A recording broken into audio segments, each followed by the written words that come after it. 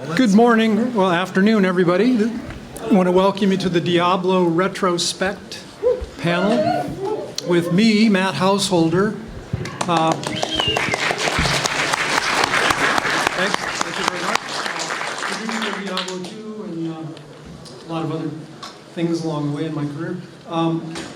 Matt Uelmen.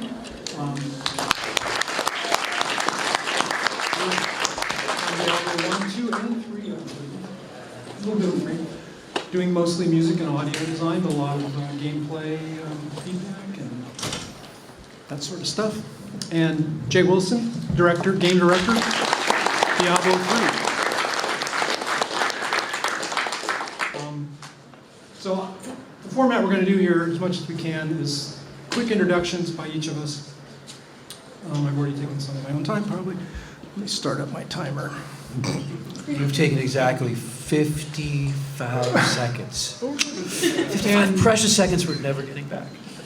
Yeah, anyway, I've been in game design and development since 1981, when I started in CoinOp in Chicago, working for a small company there. My first published game was Krull for Gottlieb. It was a very minimally action role-playing game. The role-playing was minimal, the action was maximal. And I designed and co-programmed that with another programmer. The art for that was done by Jeff Lee, who also did the art for Qbert, and the sound was done by Dave Thiel, who also did the sound for Qbert. Anyway, that was my first published game. And then I spent some more time at Epix, where I worked on some hits there, but I also worked on a few in the role-playing category. Rogue for the Macintosh. The Summer Game series was a lot of your stuff, like Olympic Decathlon type. Oh, yeah. Yeah, those are that you might have played. Yeah, I also worked on Temple of Apshai Trilogy as a producer. And by this time, I was a producer and not a programmer. I was working on a lot of games at once. Producer, project manager. Anyway, but I also worked on a lot of their hits, like Winter Game, Summer Game, not Summer Games, but Winter Games, World Games, and California Games. Three biggest ones. I mixed up California and Summer Games because that had summery stuff like skating and whatnot, right? Yeah, California Games was, kind of a groundbreaker in that multi-sport. It was before the X Games, California Games, anyway. But and I created that along with my wife, Candy Strecker, who's not here today, but thanks, Candy. She also, anyway, ultimately, I ended up in a position where I could help the guys who created Diablo. That was Dave Brevik, Max Schaefer, Eric Schaefer. They had a company named Condor, and they were doing Diablo for Knowledge Adventure. Through DTMC, your paycheck was from DTMC when I first talked to you, right? Yeah, I guess you could say I discovered Matt Uelmen one day when he called me out of the blue. Because you were actually at DTMC at that. Yeah, I was at DTMC before I was at 3DO. Which in the complex history of Nintendo stuff was a Hong Kong publisher. Yeah, publisher for Nintendo and Genesis. But anyway, Matt called me, and I liked what he said. I thought he could contribute and be a music sound guy, and he had game knowledge, and he was fun to talk with. So I referred him to Max Schaefer, the guys over at Condor, and said, well, maybe try to get a job with them. And he ultimately did. That's on his own skills there. He pestered them long enough and well enough to... I'm good at that. to be hired, and he did sound for them on a number of games, and then ended up, of course, there for the ground-breaking Diablo development. Meanwhile, I was at 3DO and kicked them a project called M2 Football for the 3DO M2 hardware. Which paid the bills in terms of the team being able to exist and being able to make Diablo. It probably would have imploded without... And actually, the contract for a football demo that only had a few people working on it, I believe, was significantly bigger than the contract that Davidson got out of us for our original spec work on Diablo. I think that's right, although I'd have no direct knowledge, but I know that, when Max needed to make payroll, a couple times he'd call me up and say, hey, Matt, can you kick me down some money? And I'd rewrite Right, and it was original the concept. 3DO contract because 3DO wasn't delivering on our end. And anyway, and they were doing fine work on the M2 football prototype demo project. And then ended up, Never seen by the world. yeah, it ended up, sealing the deal for $100 million. There could have been an NBA license. Jams in the 90s that was basically the NBA Jams formula, but with NFL players, and that's what we were developing.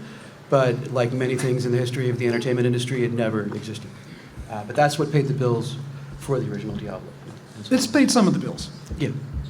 But, and it didn't distract too much from the team by having a small internal group. Kelly Johnson and Brian Pilton, I think. Anyway, maybe we're going too much into the weeds. But, and then I left 3DO. We had a parting. And, yeah. And I ended up applying to work at Blizzard North. They'd been acquired by Knowledge Adventure. In the meantime, gone from Condor to Blizzard North, and they were finishing up Diablo, and I came in the last 2 weeks before Diablo went gold, and I spent all that time, that 2 weeks of time, in a windowless room with the lights turned off, playing Diablo 2 and polishing the quest dialogue and correcting all the typos But with a really cute marina right outside, so it wasn't. yeah, it wasn't like it wasn't locked in a room or anything, but it was whatever. But it was like, well, this is really fun. I knew it was going to be a hit when I first saw it. In fact, Max pitched me the game when I was at DTMC, and I said, Max, DTMC's going out of business. Pitch this game to somebody else.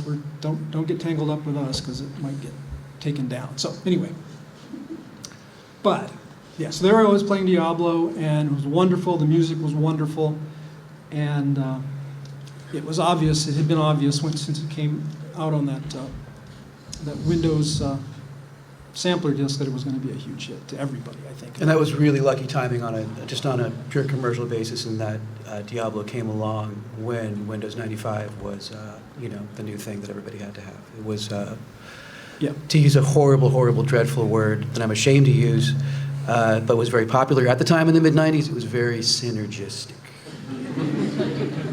Yeah. So that was good, and so I helped ship that, polish it, and then it took off like crazy, of course, and sold like crazy. And then my job evolved into being producer of Diablo 2, but also the things I did for Blizzard North was recruiting and hiring people. First, you had to handle the crazy Issaquah team, though. Oh, well, yeah, I worked on some of the other Diablo-related things. Oops, that's me. Hellfire, the expansion set for Diablo that was done by Sierra. You guys probably know Published by Hellfire, Sierra. right? The Hellfire. Yeah. If you guys are hardcore enough to be here, you probably know Hellfire. So I was producer on Hellfire at Blizzard North. And there were some things that happened there that kind of not so fun to remember sometimes. But I was also producer on PlayStation Diablo. And I've also got some interesting fights about that. You don't have to ask about that. But You restored a beautiful old world. I had a landlord that let a water heater turn like 18 years old.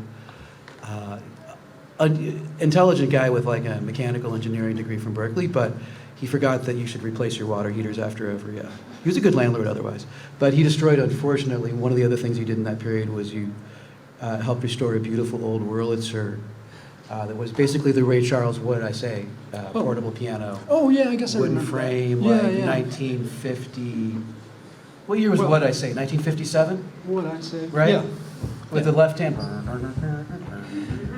You restored that for me, though I don't think no one ever heard that piano in my music because it was had really horrible ground hum, which is not your fault. It was a loud instrument. Oh, you couldn't. You put rid of that signal hum. Yeah. That thing was built in the mid '50s for you to put it in like a hall with like a live drum kit, and it was loud. It could compete with like a brass band. Well, It's a cool piece. yeah, music instruments. Yeah, anyway, I'm an electrical engineer, and what I do now for a living, just to kind of jump ahead, is I repair audio equipment. but I also repair client video games, and I'm good with mechanics and soldering, but anyway, but that's what I do now. I don't make a living in games, but so yeah, I ended up at Blizzard North, recruiting and producing and writing a lot of Diablo II dialogue that's in game. I wrote everything that Kane says. I edited everything that everybody says, and stay a while and listen. I'm not a great voice actor, but we hired some good ones. That's true, we did. And Blizzard Irvine had great access to good voice talent.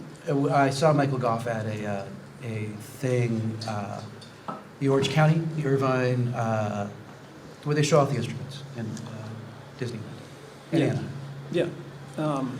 Yeah. So I like audio, and I like video, and I like gameplay. And my favorite game of all time is Robotron. Which we got to watch and play. I was playing it 10 minutes ago. And you got to Wave 10, right? Yeah, I got to the Nice. to the tanks. Yeah. Anyway, but yeah. So what am I forgetting? Oh, I created the use of the exclamation point in Diablo 2. Appears over the head of the NPC that has something important to tell you. As part of that quest process, the quest. Yeah, WoW borrowed a lot of subtle design things. They may have independently developed it. I've heard claims of that sort, but I don't know. Mark Kern probably knows. There are very few core elements in WoW that were not I'd be shocked if that was not borrowed. Yeah. But to be fair, all the teams borrowed, the D2 skill system was based off of StarCraft's tech tree. And oh yeah, exactly. we stole, StarCraft 2 and Diablo 3, stole from each other like mad while we were being developed. Yes. Though our responsibility as Blizzard developers was to be working on whatever was going to ship next, and we better be working on it hard, or we were failing to do our jobs. That was part of the Blizzard culture. Mike had there was a Japanese corporate mindset at Blizzard that was a little bit grindy and a little bit intense like that. Yeah, absolutely. Yeah. So yeah, the QA polish was insane. Right. The gameplay and rinse and repeat. And that I associate, maybe that's it. I've never been to Japan. I've never really studied the culture in depth, but I associate that with the salaryman trope in terms of, you're supposed to drink with the boys every night and be dedicated to, 100%. To really, that world in Japan is probably gone. I'm basing that on tropes from the 90s. But there was definitely some of that in the Blizzard culture. Well, I almost didn't get my job at Blizzard because Mike was concerned that I would not work enough overtime. Because when they interviewed me, I talked a lot about the project I'd done shipped right before then. We'd done almost no overtime, and I considered that to be because of good management. Yeah, something to be proud of. And something to be proud of. And he looked at it as oh, so you don't like to work hard. No. I mean, honestly, no. I mean, who does? Yeah, so there was a dedication to working hard and playing hard, like Matt and Jay said, and at Blizzard North we had a softball team and we had a bowling team. I was on both of those. And we also had a roller hockey team. I was not on any of these things because I'm the least athletic person ever created. But both my knees work pretty well now. So it's cool. Yeah, my left leg is starting. And then I think I've run through most of my braggables about Diablo 2, and then I think I'm done introducing myself. But I guess if you got more you want to talk about, Matt. Well, yeah. Me and Matt worked most closely at definitely the kind of a golden period for Blizzard in terms of the string kind of where both Blizzard North and Irvine were kind of firing on all cylinders between the original Diablo and Lord of Destruction in 2001. I think a lot of people loved our work, and it's obviously had a lot of commercial success and a lot of presence over the years. And I think when you look at both of our personalities in terms of just being very small parts in our own way, but still part of like a bigger picture in terms of what that team was. Obviously, we're very proud of it, but there is definitely in terms of like the kind of salaryman intensity and like what you think you want to have a life, outside the job. There was definitely an element of that kind of obsessive nature being part of the success of those original titles. And I think the older I get and the more I know artists' experiences, whether they're popular commercial artists or whether they're crazy slice off your ear and send it to your girlfriend in the mail artists, all those types, there's going to be a correlation between kind of that obsessive fixation, and a lot of times their heights as an artist, like just people that most of my really big creative heroes, like Richard Wagner, Anais Nin, Marvin Gaye, really horrible, damaged, destructive people. And a lot of times I find that like when people bring the real wattage and the real personality to their work, there's almost always some kind of obsessive quality to it. And in terms of like the toxic elements of what Blizzard was 20 years ago, it's definitely, you cannot unlink the art from the artist in terms of having that kind of grinder, salaryman mentality, and the good and the bad of it was part of what made those games great and memorable. So, as we all get older, we all reconcile these things, or we try to reconcile these things in our mind. One thing I really wanted to do today, because I mentioned last time me and Matt did this.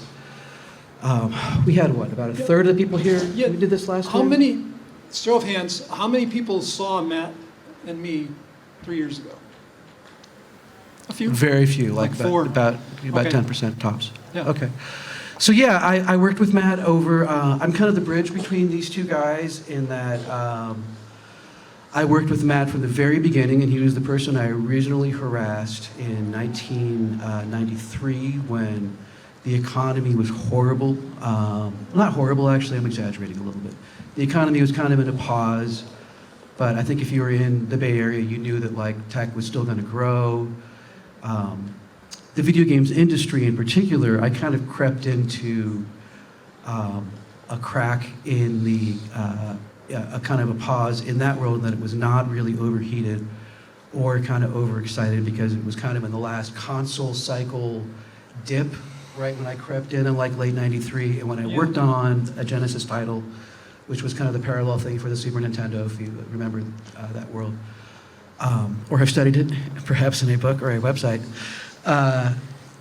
The Genesis and SNES kind of had the similar timing, and 93, 94 was kind of the last dip. So really, when I started working with Matt, and then he was actually at 3DO before, and I mentioned this, almost nobody was here, but it's kind of a poetic image, is going up and down the 101. I call it the 101 because I was raised in Los Angeles, and that's how you refer to freeways on the West Coast. You use the article, right?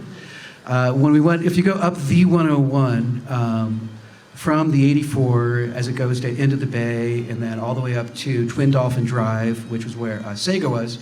There's a big Sega presence here today, which is kind of cool. There was kind of a sense of like this studio hierarchy, and going all the way up into Foster City, where Sony ended up having a presence. And if you did that, you drive past the original EA site. EA moved to Redwood City in like 97. Before that, they were in kind of a modernistic building off the 92, which is near where Foster City was.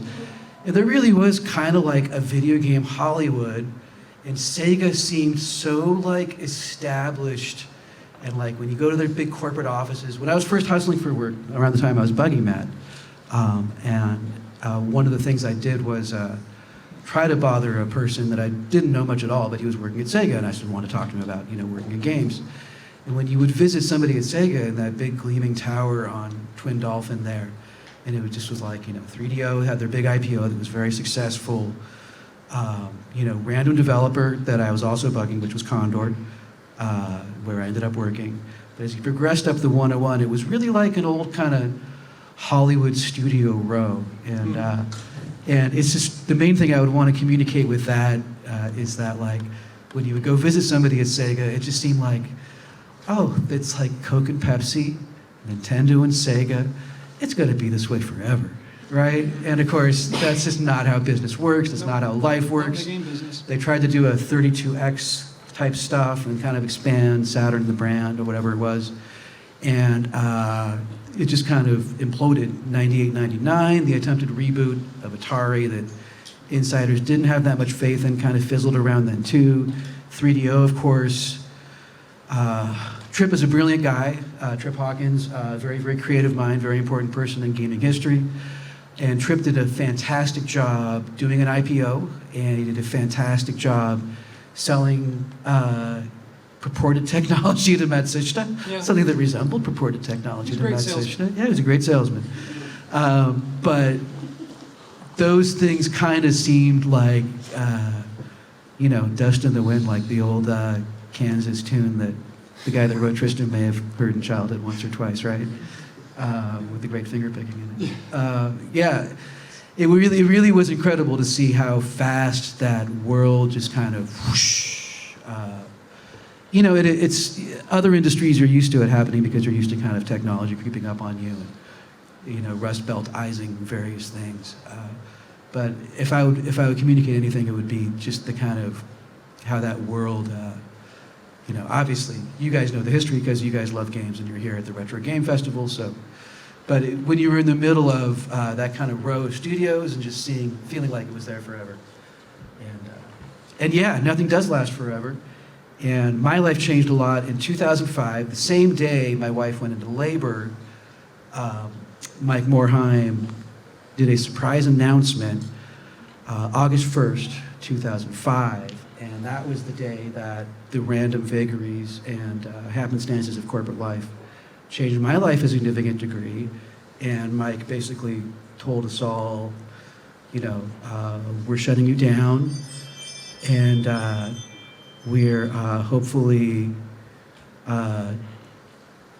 getting rid of the quarter of you we don't want, and inviting like the half we do really want down with some money we're dangling in front of you. That was Blizzard North. Yeah. Shut That was the day down. that was the day Blizzard North. That was the day Blizzard North.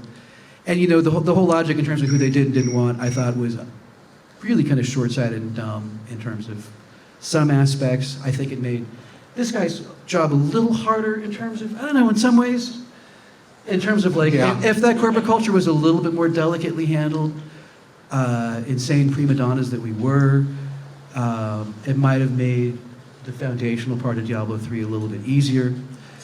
So the history that a lot of, 16, 17 years is stale enough. I can get a little more into corporate type history. When we first moved down, don't do that? No. Don't talk about the state of development of Diablo III when we moved down. Corporate history. Even 17 years ago? Yeah, seriously? What do you want to hear? I yield to the audience. It's your dime. Yeah, all right. Well, I just don't know what I can say. I want to know what he's going to say. No, I want to give like the snapshot history of Blizzard 2005, 2006, 2007, because it was really interesting stuff. Well, that was right after WoW hit. Right. That was the first BlizzCon was that year. I was in Irvine for a year and a half. I moved down September 2005, and I left basically the day that WoW Burning Crusade shipped. I try to be a little bit like an old-timey mariner, and stay with the ship until the day it docks, if I can. I don't know. If people are in an abusive situation in a development team and they don't feel that way and they do leave before a title ships, that doesn't mean anything anyways. And of course, in modern entertainment, development, things can take 4, 5, 6 years. So it can be silly to say that means anything when you wait for something to ship. But I did wait for Burning Crusade to ship. It was kind of my last Blizzard baby. And that was the time when I was developing WoW BC that I hung out with Jay. And I guess, it's not really juicy details. People know that the project was like mothballed for like a year or so in that. Yeah. You know actually what the public story is in terms of your involvement. And actually this is when I should pass along, finally, with only 20 minutes to go. See, we've hogged up too much time. I want to hear Jay talk We wanna about hear your questions. like 10 to 15 years ago. We want to hear your questions too. There's my transition to Jay. I'll go quick. So I started developing games in the mid-90s. I was a mod developer first, which is not what we called it back then. We just called it making levels for Doom, which is what I did. Put them up on CompuServe, which if you don't know what that is, don't tell me because it makes me feel old. I got a job with a subsidiary of, a company called Q Studios, which was working with 3D Realms on a game called Blood, which eventually was acquired by Monolith. I was lead level designer for that, which doesn't mean much because there's only 2 of us making levels. I went on to do Blood 2. Eventually went to Relic Entertainment, worked on, was the lead designer on Impossible Creatures, Warhammer 40,000 Dawn of War, was a design director for Company of Heroes, and then... These were all really good games, which is why Jay got hired. Thank you. And that's where I got hired for Blizzard. I actually interviewed with them just because I was like, oh, I'm going to steal all the design secrets from Blizzard. It's like, they're never going to hire me, but at least I can learn some stuff. And then I interviewed for 2 hours over the phone, and then they called me up like 3 days later. I'm like, yeah, we'd like to hire you. And I was like, no, I don't want to. But I came down to the first BlizzCon, and they talked me into it. So I started in 2006, literally January 2nd, 2006. And at that point, basically Diablo III had been in development at Blizzard North. It had been, when they closed down Blizzard North, which you say was August 2005? Yeah, August 1, 2005. Okay, I didn't know exactly. I knew Also, they closed down, by the way, Wikipedia says that like Havas or the French or Vivendi made a decision. Don't believe business history that you read online. Business history is always stupid and wrong compared to like, you can spend 5 minutes looking at who owns what and realize how, what the reality is in most of these situations. But the French didn't shut the studio down in 2005. That's the dumbest thing ever. WoW was making more money than like the CIA selling crack in 1988. And like, it's so Mike, who I like as a person, I like Mike Morheim as a guy. Mike had all the power and all the leverage in that situation. It wasn't French. That was a Blizzard South. And it maybe wasn't an inappropriate move, no matter how it was handled. Yeah. It might have been the right call at the time. Blizzard North, we called ourselves BN, and we called Blizzard South BS. Oh, the unkind things Blizzard HQ had for Blizzard North. I'm not going to repeat them. I mean, you get into like any kind of studios, like from distance, they're always going to be adversarial if there's some kind of a power relationship there. But Blizzard is a very difficult company for external companies to work with. It was actually, Blizzard North is the only developer they've ever worked with who shipped things. So that's saying something. Like everyone else has been canceled. Ghost being probably Is that really true in over 20 years? Or like 25 years? They've never had anything that's what they've started to do outsourcing. That's We the only thing absorbed, that okay, worked. there was an interesting thing that happened in 2006 was we basically absorbed a console developer, and that team was pretty much moved into development labors on other projects. Yeah, I'm not counting things like Which isn't that weird in any business. like Hellfire or Acquisition, or growth via acquisitions. yeah, I'm not counting things like Hellfire. Things that were like I'm talking about like companies they acquired and held on to, and then worked to ship things with. It just never. They always just either brought things in house or got rid of them. So we had about 9-10 people from Blizzard North when I started that had come down. They were all working on other things, mostly StarCraft 2 and WoW. I would say some of those people are some of the best people I've ever worked with, and some of them are not. They include characters like Chemming Bowie, styrofoam cup art genius, if you research his stuff. A lot of people with a lot of interesting personality. Yes. Yeah, I hired Chi-Ming Bowie. You also are responsible for Julian Love's career. Yes, And he's I one of the hired best James. developers ever. He was the lead tech artist. Tech And artist. if you like anything that explodes or dies or any kind of effects in Diablo 3, then him. Yeah, Blizzard in his North team. invented the notion of the tech artist, I believe. Yeah, yeah. So, yeah, and we started That makes from you feel there. old. And, you know, at the time, Blizzard was just in huge growth because they had WoW and it was making all this money. And they were like, well, let's escalate the StarCraft 2 team. Let's build up Diablo 3. Let's like actually do that. And so they brought me in to be lead designer on that. And 8 years later, we shipped it. No, 6 years. I was on it for 8 years. It only took us 6 years from when I started, when we already had tool set and a very good engine that had been developed internally.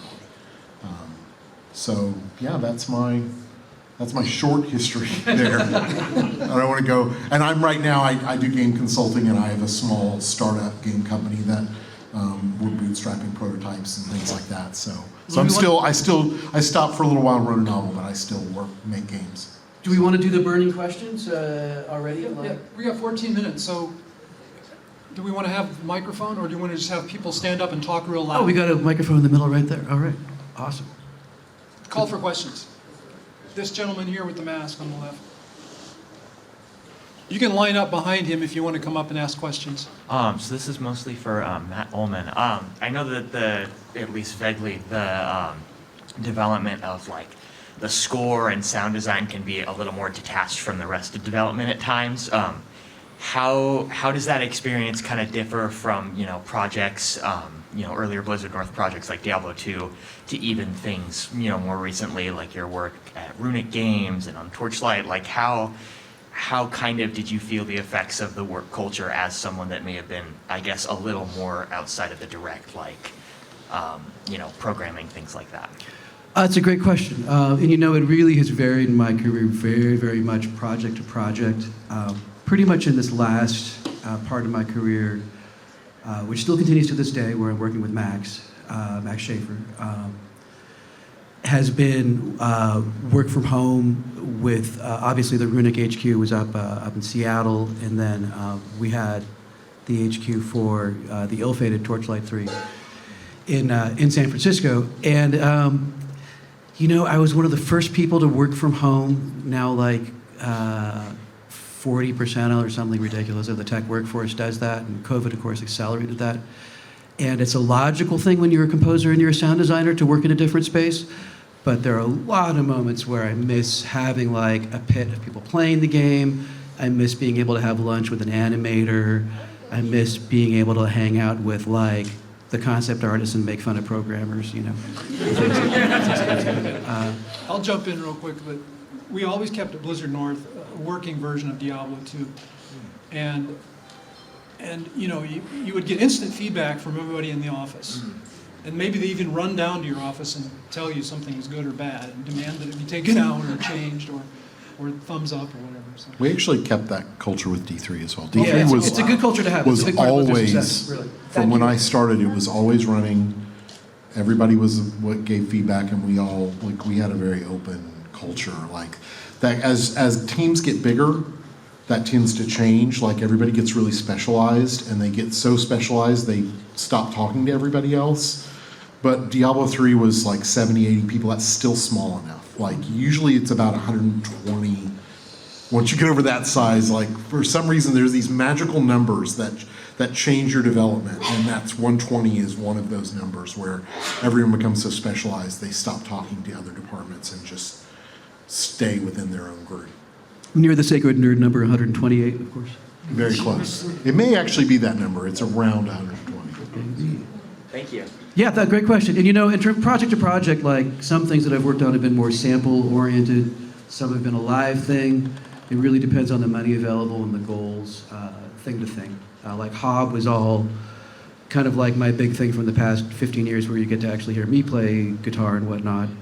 Other projects have been the opposite. Like some projects, there's, it just makes more sense to have more orchestra. So that's not me, because I don't have that level of skill.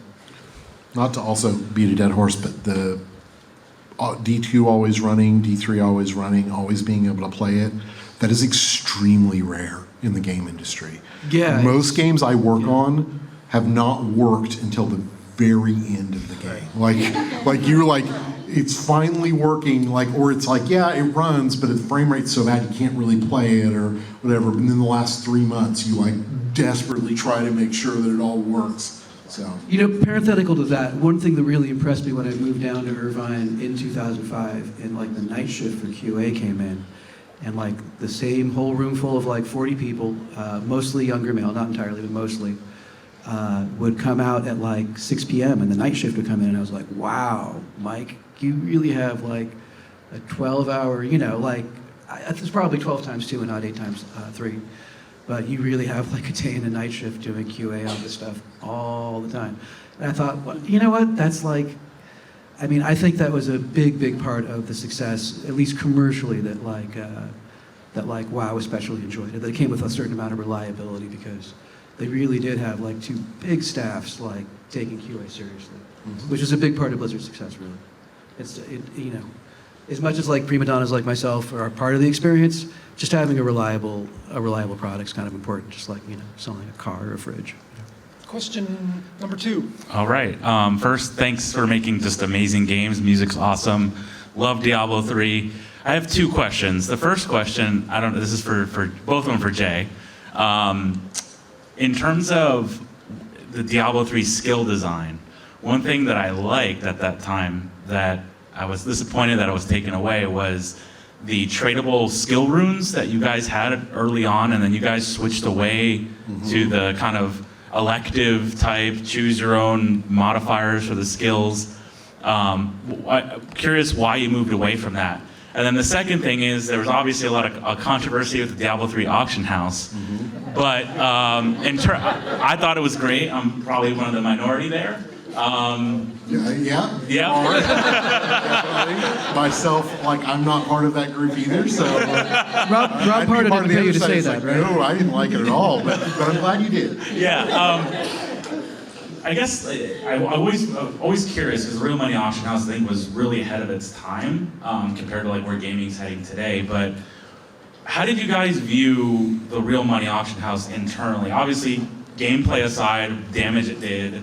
But did you guys see it as a business success? I've always was curious about from a case study standpoint. It's probably the most fascinating thing. So the nice thing is now I can actually talk about it because back then I really couldn't talk about a lot of things.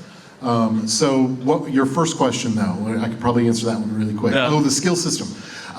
So Blizzard at the time was, this is less true now and I actually think for the better, so obsessed with perfect game design. In the kind of way that I would describe, like, if you look at Ferrari, like, they will make a car unlivable to make it go around a corner 0.1 second faster. Lamborghini just wants your cars to look cool and go fast. And sometimes that's better, but we wanted that perfect design, so whenever we would find a flaw, we just get rid of it. Truth is, I actually like the D2 skill system. Probably would have gone with something more like that if it had been me, but I was influenced a lot by the other game directors, by my boss, who wanted to do different things. And when we found with the rune system that it was extremely unwieldy to manage inventory-wise, and so we rejected it based on that criteria. Was that a good enough reason? Honestly, I think yes, because it was really bad. Like you think comparing items in a Diablo game is hard before. Like wait till you have like 50 runes in there with everything else. It was difficult. But then other games like Path of Exile has done a great job on similar systems, which I love. So I kind of wish we'd done something maybe a little more like that with a little bit more of a D2 point system, which has all kinds of design problems, but it's super fun, so who cares? The Real Money Auction House. So, the thing that I could never say while I worked at Blizzard was the reason we wanted to do the Real Money Auction House was security. No other reason. It was not to make money, because we didn't honestly think it would make that much money. The biggest problem people complained about with Diablo 2 was item duping and all the hacks and all the gold sellers and all those things. And when you have, there's almost no way to fix that problem without somehow controlling the trading market. You have to control it in some way. And there's lots of good ways to do it, especially now we know even more. But at the time, that was our idea, was, well, if the trading market is in the game,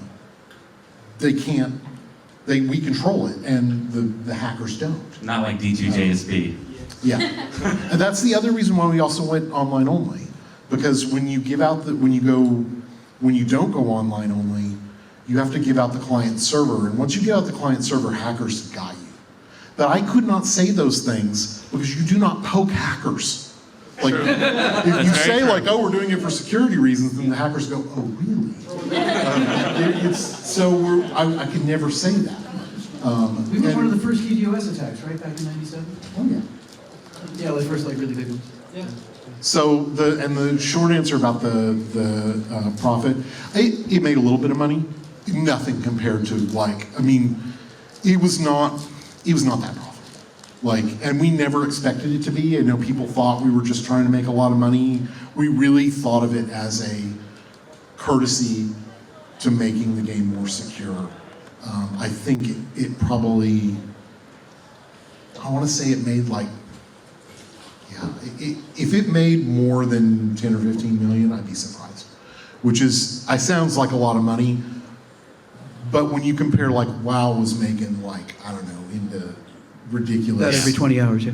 Yeah, WoW probably made that every 10 seconds. It was not profitable at all. So, not at all. That's not true.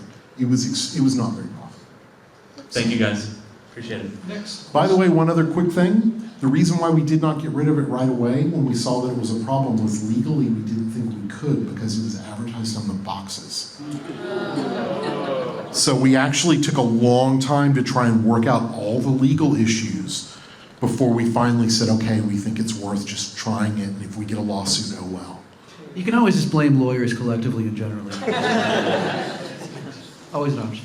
So this question is for Matt in the middle. I'm an old school original WoW player, and I feel like the Burning Crusade was the golden age of WoW, and we're never gonna have that again. Even with WoW Classic, Burning Crusade, there was so much about that game specifically that was so meaningful to my younger Outland years. was a cool story, and I think some people with the mythology attached to Blizzard North, I'm supposed to dislike Mike Morhaime and Chris Metzen, and I actually like both of them as people enough. And I thought Chris, Burning Crusade kind of had some of his original magic that he did really well with establishing that world. So. Well, my question is, a big component of that magic was the soundtrack. I thanks. still have That's Derek Duke and the Russell Brower entire as well. soundtrack on my phone. I listen to it all the time. You're only getting me in Outland, but a lot of the intro. No, that's intro, Blood Elves, and what's the other race in BC? The Blood Elves. the Draenei. Yeah, Derek did Draenei, and Russell did the Blood Elf. I think that's correct. Well, but do you have a track on that soundtrack that you really liked working on, in particular? I guess is my question. That was such a weird time in my life. I was a new dad. I was just such a weird blur. He had this weird lead designer on D3. He had to do a real pain in the ass. Well, most of all of my attention was in. If you know my stuff well, then you probably can guess that some D3-ish stuff was turned into interior dungeon stuff in Outland. You may recognize that. And so definitely, Burning Crusade was impossible to ignore because it was really. I'm glad that it had a lot of fans because it was really it was a fun crew in terms of having kind of that old Metzen creativity. The story with the downfall of the orcs, and you kind of go back through time, through the histories, you go into Netherstorm and all that. It was a cool story. It was a lot of fun. Thank you. Yeah, thanks very much. One last question. We have 1 minute, but you can ask us more questions in the autograph session afterward. Okay. So my question's a little more on the business side. Specifically, Activision acquired Blizzard back in 2008. We could do another hour on Bobby Kotick and Blizzard. Yeah. I was more curious because I know Activision's gotten a pretty bad rep, and they're about to be acquired again. What was that experience like, and how much impact did Activision really have on Blizzard? That's a great question. We Overall. only have 20 seconds. 25 that's all me because that was you were It on is, my- it's a tiny bit me. Activision buyout was a tiny bit before, right as I was leaving, but that's really a question you can answer for like an hour. So Activision's effect on Blizzard was like a frog in a boiling pot of water. Like early on, it felt like nothing. But later on, as business models progressed for products, it became more and more. The products that were newer, the products that were making money had enormous amount of pressure on them to produce. I know like Heroes of the Storm, they were just crushed with like meetings with Activision where they're always talking about bottom line. They were always talking about like how to pull more out of that. D3 didn't get affected by that much because we were very solidly a premium box model. But a lot of talk about Immortal before I left. They were talking about Immortal, but it hadn't actually started. Was all Activision Blizzard. Like they wanted a free-to-play Diablo really badly, and I didn't.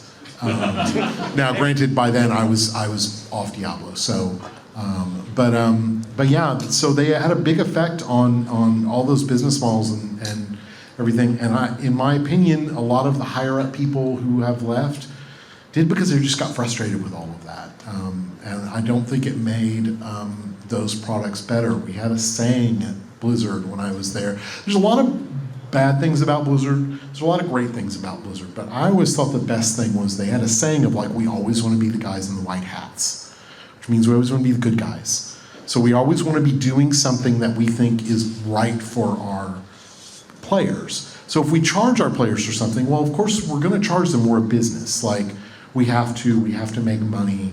The more money we make, the more we can make more games for our players. But we always wanted to charge them what we thought was reasonable.